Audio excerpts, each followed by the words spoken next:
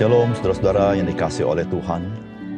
Sadarkah saudara ketika saudara dan saya masih bisa menghidupi hari ini, itu adalah kesempatan yang Tuhan berikan kepada kita. Saudara, ketika engkau dan saya sadarkan hal itu, mari kita gunakan kesempatan yang Tuhan berikan kepada kita untuk melakukan apa yang Tuhan kehendaki dalam hidup kita. Salam jumpa dalam program Tuhan adalah Gembalaku. Saudara, bagaimanakah persepsi saudara ketika saudara mendengarkan kalimat seperti ini? Pergunakanlah kesempatan yang ada. Saudara, pada umumnya yang terpikir oleh kita, saya bisa salah, tapi mempunyai kemungkinan besar bahwa kesempatan yang disebut di sini adalah kesempatan untuk meraih masa depan kita. Kesempatan untuk membangun usaha kita. Dan lain sebagainya. Namun saudara-saudara, pernahkah saudara terpikir bahwa kesempatan yang dimaksud di sini adalah kesempatan untuk melayani Tuhan?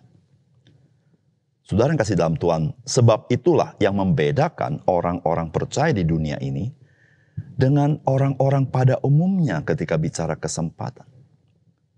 Saudara melayani Tuhan bukan karena saya bisa, tetapi memang itu kesempatan yang Tuhan berikan kepada kita. Kalaupun kita mau, kalau Tuhan tidak memberi kesempatan, kita tidak bisa melayani Dia dalam hidup kita. Saudara, sudahkah saudara melihat kesempatan untuk melayani Tuhan di dalam kehidupan saudara sehari-hari? Saudara, salah satunya yang sangat penting adalah, yaitu memberitakan Injil kepada orang lain. Saudara, mari kita membaca Kisah Rasul pasal 13 ayat 13 sampai 52. Lalu Paulus dan kawan-kawannya meninggalkan Pafos dan berlayar ke Perga di Pamfilia, tetapi Yohanes meninggalkan mereka lalu kembali ke Yerusalem. Dari Perga mereka melanjutkan perjalanan mereka lalu tiba di Antioquia Pisidia. Pada hari Sabat mereka pergi ke rumah ibadat lalu duduk di situ. Setelah selesai pembacaan dari hukum Taurat dan kitab nabi-nabi, pejabat-pejabat rumah ibadat menyuruh bertanya kepada mereka, saudara-saudara, jikalau saudara-saudara ada pesan untuk membangun dan menghibur umat ini, silakan. Maka bangkitlah Paulus, ia memberi isyarat dengan tangannya, lalu berkata, hai orang-orang Israel dan kamu yang takut akan Allah, dengarkanlah. Allah umat Israel ini telah memilih nenek moyang kita dan membuat umat itu menjadi besar ketika mereka tinggal di Mesir sebagai orang asing. Dengan tangannya yang luhur, Ia telah memimpin mereka keluar dari negeri itu. 40 tahun lamanya ia sabar terhadap tingkah laku mereka di padang gurun. Dan setelah membinasakan 7 bangsa di tanah Kanaan, ia membagi-bagikan tanah itu kepada mereka untuk menjadi warisan mereka. Selama kira-kira 450 tahun. Sesudah itu, ia memberikan mereka hakim-hakim sampai kepada zaman Nabi Samuel. Kemudian mereka meminta seorang raja dan Allah memberikan kepada mereka Saul bin Kis dari suku Benyamin 40 tahun lamanya. Setelah Saul disingkirkan, Allah mengangkat Daud menjadi raja mereka. Tentang Daud, Allah telah mengatakan, Aku telah mendapat Daud bin Isai seorang yang berkenan di hatiku dan yang melakukan segala kehendakku. Dan dari keturunannya lah, sesuai dengan yang telah dijanjikannya, Allah telah membangkitkan Juru Selamat bagi orang Israel, yaitu Yesus. Menjelang kedatangannya, Yohanes telah menyerukan kepada seluruh bangsa Israel supaya mereka bertobat dan memberi diri dibaptis. Dan ketika Yohanes hampir selesai menunaikan tugasnya, ia berkata, Aku bukanlah dia yang kamu sangka, tetapi ia akan datang kemudian daripadaku, membuka kasut dari kakinya pun aku tidak layak. Hai saudara-saudaraku, baik yang termasuk keturunan Abraham maupun yang takut akan Allah, kabar keselamatan itu sudah disampaikan kepada kita. Sebab penduduk Yerusalem dan pemimpin-pemimpinnya tidak mengakui Yesus. Dengan menyuruh menjatuhkan hukuman mati atas dia. Mereka menggenapi perkataan nabi-nabi yang dibacakan setiap hari Sabat. Dan meskipun mereka tidak menemukan sesuatu yang dapat menjadi alasan untuk hukuman mati itu, namun mereka telah meminta kepada Pilatus supaya ia dibunuh. Dan setelah mereka menggenapi segala sesuatu yang ada tertulis tentang dia, mereka menurunkan dia dari kayu salib lalu membaringkannya di dalam kubur. Tetapi Allah membangkitkan dia dari antara orang mati.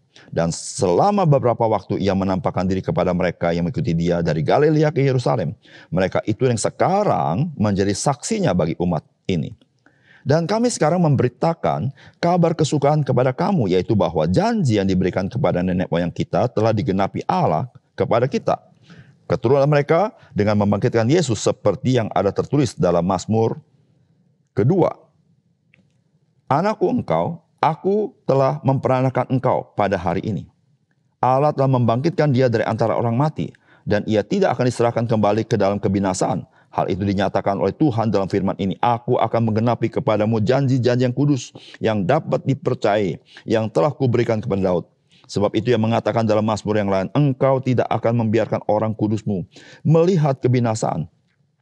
Sebab Daud melakukan kehendak Allah pada zamannya, lalu ia mangkat dan dibaringkan di samping nenek moyangnya, dan ia memang diserahkan ke dalam kebinasaan. Tetapi Yesus yang dibangkitkan Allah tidak demikian.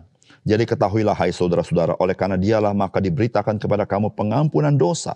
Dan di dalam dialah setiap orang yang percaya memperoleh pembebasan dari segala dosa yang tidak dapat kamu peroleh dari hukum Musa. Karena itu waspadalah, supaya jangan berlaku atas kamu apa yang telah dikatakan dalam kitab nabi-nabi. Ingatlah hai kamu penghina-penghina, tercenganglah dan lenyaplah, sebab aku melakukan suatu pekerjaan pada zamanmu, suatu pekerjaan yang tidak akan kamu percayai jika diceritakan kepadamu. Ketika Paulus dan Barnabas keluar, mereka diminta untuk berbicara tentang pokok itu pula pada hari Sabat berikutnya. Setelah selesai ibadah, banyak orang Yahudi dan penganut-penganut agama Yahudi yang takut akan Allah mengikuti Paulus dan Barnabas. Kedua rasul ini mengajar mereka dan menasihati mereka supaya mereka hidup di dalam kasih karunia Allah. Pada hari Sabat berikutnya datanglah hampir seluruh kota itu berkumpul untuk mendengar firman Allah. Akan tetapi ketika orang-orang Yahudi melihat orang banyak itu, penuhlah mereka dengan iri hati dan sambil menghujat mereka membantah apa yang dikatakan oleh Paulus. Tetapi dengan berani Paulus dan Barnabas berkata, memang kepada kamulah firman Allah harus diberitakan lebih dahulu. Tetapi kamu menolaknya dan menganggap dirimu tidak layak untuk beroleh hidup yang kekal. Karena itu kami berpaling kepada bangsa-bangsa lain. Sebab inilah yang diperintahkan kepada kami. Aku telah menentukan engkau menjadi terang bagi bangsa-bangsa yang tidak mengenal Allah, supaya engkau membawa keselamatan sampai ke ujung bumi. Mendengar itu bergembiralah semua orang yang tidak mengenal Allah dan mereka memuliakan firman Tuhan, dan semua orang yang ditentukan Allah untuk hidup yang kekal menjadi percaya. Lalu firman Tuhan disiarkan di seluruh daerah itu. Orang-orang Yahudi menghasut perempuan-perempuan terkemuka yang takut akan Allah dan pembesar-pembesar di kota itu, dan mereka menimbulkan penganiayaan atas Paulus dan Barnabas dan mengusir mereka dari daerah itu. Akan tetapi Paulus dan Barnabas mengebaskan debu kaki mereka sebagai peringatan bagi orang-orang itu. Lalu pergi ke Ikonium. Dan murid-murid di Antiokhia penuh dengan sukacita dan dengan Roh Kudus. Saudara yang dikasihi oleh Tuhan, pelayanan pekabaran Injil pada gereja mula-mula dilakukan dengan sengaja dan diminatkan. Saudara, mereka secara inisiatif dan aktif memberitakan kabar baik. Demikianlah Paulus dan Barnabas, saudara, mereka melakukan perjalanan misi mereka. Dan saudara, ketika kita membaca bagian firman Tuhan, kita melihat bagaimana Roh Kudus membuka jalan dan bekerja melalui pelayanan mereka. Pertanyaannya adalah bagaimana dengan saudara? Apakah saudara hanya menunggu atau saudara juga berinisiatif dan aktif? Saudara, Roh Kudus itu bekerja di dalam seluruh inisiatif saudara di dalam memberitakan Injil. Saudara, apakah pesan firman Tuhan?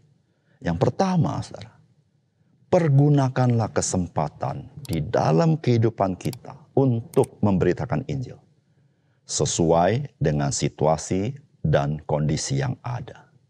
Saudara, firman Tuhan berkata begini, dari Perga mereka melakukan perjalanan mereka lalu tiba di Antiokhia yang di Pisidia.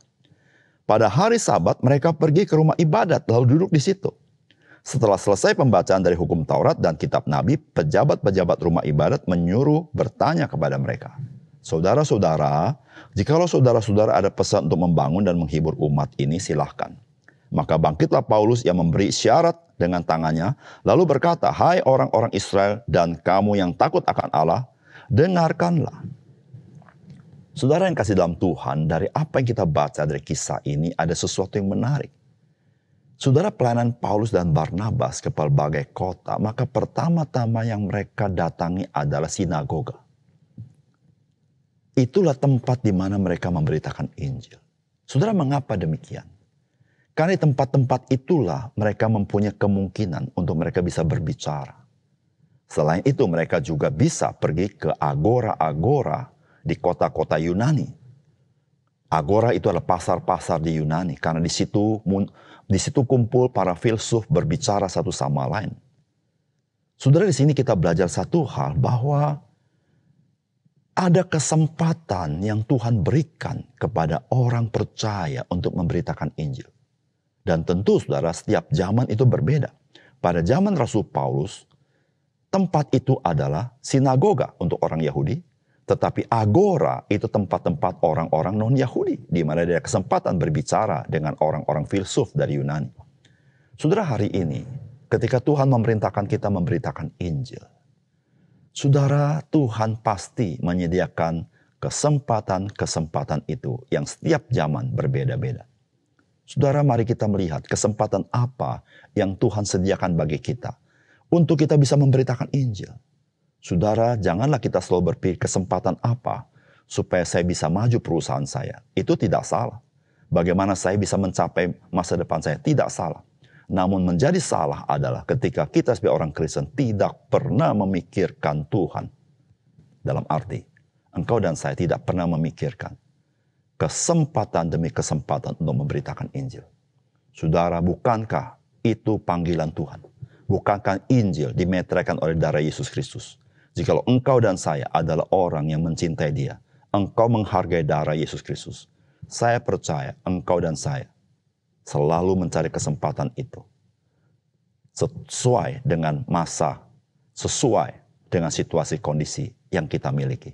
Kita memberitakan Injil. Saudara, mari lihat kesempatan-kesempatan yang Tuhan sediakan bagi kita di zaman ini. Yang kedua, saudara, perjanjian lama itu memberitakan Injil yang akan digenapi. Dan perjanjian baru memberitakan Injil yang digenapi. Saudara, firman Tuhan berkata begini, dan kami sekarang memberitakan kabar kesukaan kepada kamu, yaitu bahwa janji yang diberikan kepada nenek moyang kita telah digenapi Allah kepada kita, keturunan mereka, dengan membangkitkan Yesus seperti yang ada tertulis dalam Mazmur kedua. Anakku engkau, aku telah memperanakan engkau pada hari ini. Allah telah membangkitkan dia dari antara orang mati, dan ia tidak akan diserahkan kembali kepada kebinasaan. Hal itu dinyatakan oleh Tuhan dalam firman ini. Aku akan menggenapi kepadamu janji-janji yang kudus, yang dapat dipercaya dan yang telah kuberikan kepada Daud. Sebab itu ia mengatakan dalam Mazmur yang lain, engkau tidak akan membiarkan orang kudusmu melihat kebinasaan. Sebab Daud melakukan kehendak Allah pada zamannya. Lalu ia mangkat dan dibaringkan di samping nenek moyangnya. Dan ia memang diserahkan kepada kebinasaan, tetapi Yesus yang dibangkitkan Allah tidak demikian. Saudara yang kasih dalam Tuhan, memberitakan perjanjian lama juga adalah memberitakan Injil. Karena seluruh perjanjian lama punya benang merah, yaitu Injil. Saudara, Injil sudah diberitakan sejak Kejadian pasal 3 ayat 15. Dan seluruh kitab perjanjian lama memberitahukan akan satu hal, bahwa akan datang Mesias itu. Dan itulah Injil. Dan perjanjian baru memberitakan Injil yang sudah digenapi di dalam Yesus Kristus. Dan hari ini kita memberitakan Injil itu, saudara. Saudara, ketika bagian firman Tuhan ini kita baca, maka kita menemukan bahwa para rasul memberitakan firman Allah dari perjanjian lama. Saudara, perjanjian lama berbicara sesuatu tentang Mesias, yaitu Yesus Kristus. Yaitu antara lain di Mazmur kedua dikatakan, anakku engkau, aku telah memperanakan engkau pada hari ini. Yang dimaksud memperanakan engkau adalah di mana firman itu menjadi manusia. Berinkarnasi untuk melayani jalan keselamatan di atas kayu salib. Tetapi saudara, firman Allah tidak berhenti di sana. Alkitab juga mengatakan bahwa orang kudusmu tidak dibiarkan melihat kebinasaan. Saudara, kalimat ini disampaikan oleh Raja Daud, tetapi Raja Daud sudah mangkat dan dia meninggal dunia. Tetapi tidak dengan Yesus. Dia telah mati, tapi pada hari ketiga dia bangkit dari antara orang mati. Saudara, Injil itu sudah diberitakan dalam perjanjian lama. Dan kenyataannya kita bisa baca dalam perjanjian baru yang secara historis tidak dapat disangkali. Saudara, jikalau manusia hari ini tidak dapat percaya kepada berita Injil, maka ada banyak berita di dunia ini juga sulit dapat dipercaya. Saudara, karena Injil itu sudah disampaikan ratusan tahun di dalam perjanjian lama. Oleh karena itu, saudara yang kasih dalam Tuhan, ketika kita membaca Alkitab, saudara, mari kita sebagai orang percaya kita mengerti. Ketika kita membaca perjanjian lama, sesungguhnya kita sedang membaca Injil, yaitu nubuatan mengenai kedatangan Mesias. Bukan saja kedatangan yang pertama, tetapi kedatangan yang kedua. Saudara bayangkan, Allah mempersiapkan Injil begitu lama. Saudara, artinya apa, saudara? Saudara, Injil itu hati Tuhan. Jikalau engkau mengasihi Tuhan, engkau berkata, Tuhan, biarlah aku mengerti hatimu. Saudara, hari ini Tuhan berkata kepada engkau, hati Tuhan adalah Injil. Pertanyaannya adalah, jikalau engkau ingin mengasihi Tuhan dengan segenap hatimu, bukankah engkau dan saya patut memberitakan Injil dan hidup berpadanan dengan Injil? Mari kita berdoa. Bapa surga, terima kasih untuk kebenaran firman Tuhan. Biar meteraikan firman melalui hati kami. Apa yang kami baca hari ini, menegur kami, mengingatkan kami. Kami mengasihi Tuhan harus dalam realita yang sesungguhnya, yaitu menghidupi Injil dan membagikan Injil kepada orang lain. Terima kasih Tuhan. Dalam nama Tuhan Yesus kami berdoa. Amin.